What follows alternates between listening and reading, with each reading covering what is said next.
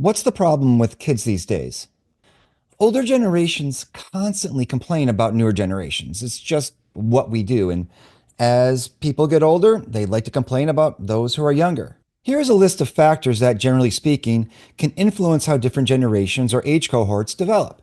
The one thing I do want to focus on is technological revolutions, because it is here that I think we are seeing some of the biggest impacts in Gen Z and Gen Alpha. Despite what my students think, we did have computers when I was growing up.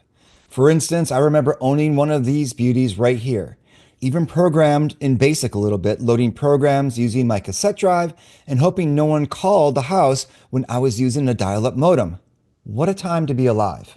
In terms of technology, clearly things are very different today. And a main technological difference is not just the hardware of things like smartphones, but the software in the form of apps and the services that these apps can connect us to. And it's this that's creating what I'm calling the just-in-time generation. The idea of just-in-time comes from just-in-time manufacturing, and it refers to a process where things are made in conjunction with requests and demand made by consumers.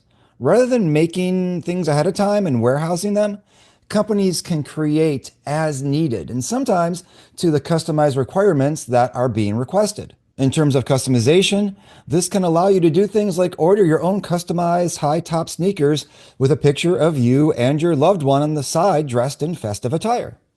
All of which makes me think about companies like DoorDash and Grub Hub and Spotify, Netflix, Amazon Prime, YouTube, and every other app that connects a user to immediate gratification of what they want at that particular moment.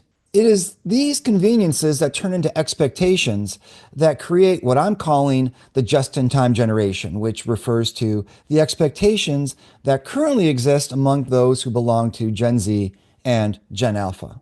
It's a very customized existence, and it's kind of like the original Burger King ad campaign of having your burger your way. When I was growing up, things were obviously very different. We had to watch what our parents wanted to watch on TV. We had to listen to what our parents were playing on the car stereo or on their 8-track. We had to wait to eat out when our parents determined it was time to eat out. We had to wait for our favorite song to come on the radio.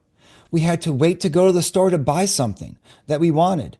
And if we ordered something online, it could take a long time for it to arrive, and we'd have to wait for that to happen. These kids today have a different sense based on their ability to get what they want in more immediate terms.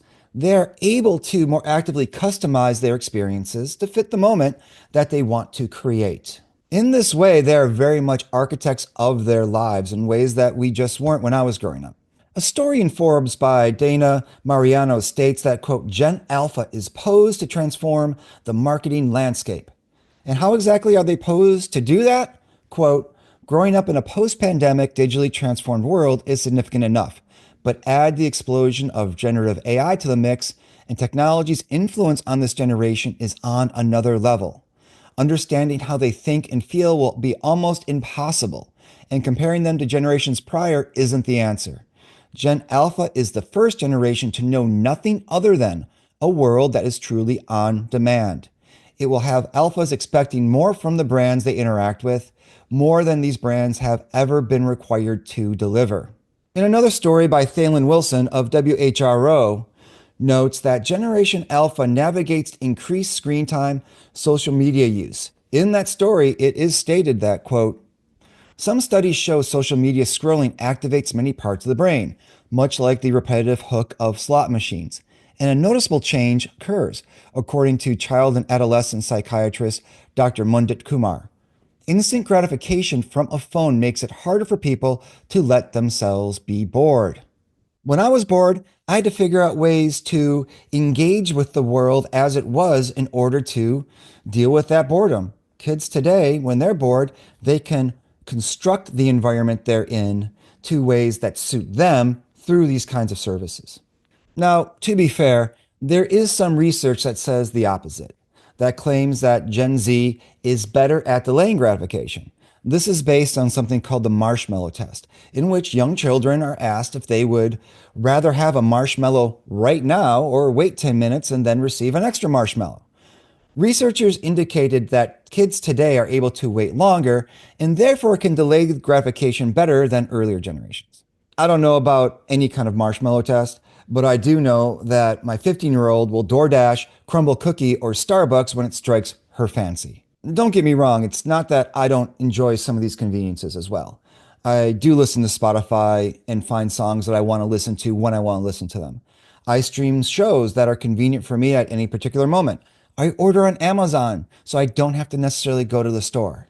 At the same time, I don't structure my world around these conveniences in a way that it shapes my perception that the world is there to be customized to fit my whim and desires. And I think that's an important distinction. Are we enjoying conveniences or are we expecting to be able to customize our experiences? Clearly, the implications of the just in time generation can be far and wide, from education to work to relationships, and really every aspect of society. So, what do you think about this idea of Gen Z and Gen Alpha being the just in time generation? And how have you seen these kinds of things in your life?